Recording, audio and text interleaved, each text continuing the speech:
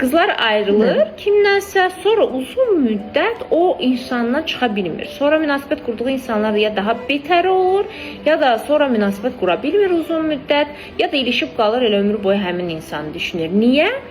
Eksi niyə onu da bilmiyorum. Çox rahat bir şeydir bu, izahdır.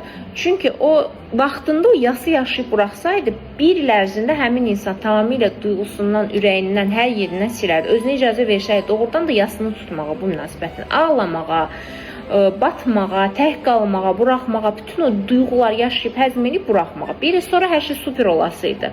Çox insan nə edir? Ayrıldı, partiliyir, qısa müddətli münasibətlər yaşayır, duyğunu bastırmağa çalışır, qoymur özünə yas dönəmini keçsin, alkoqol qəbul edir, sigaret, nə bilim, vape, nə bilim, çoxlu yemək yiyir, ora-bura qaçır, səyahətə çıxır, qaçır, uçur, icazə vermir özünə ki, o duyğunu yaşasın, yaz dönəmindən çıxsın. Axı yaz dönəmi bir il çəkir.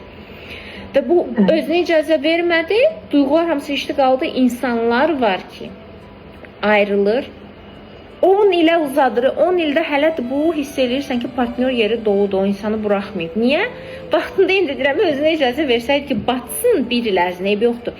Duyğulara batsın, tək qalsın, o duyğuları keçirsin, hamısını həzm etsin. Bir il onsuz da tam həzmə icazə verəndə bir ilə tam o insan partnyor yerində boşalır, o insanı da tam buraxırsan.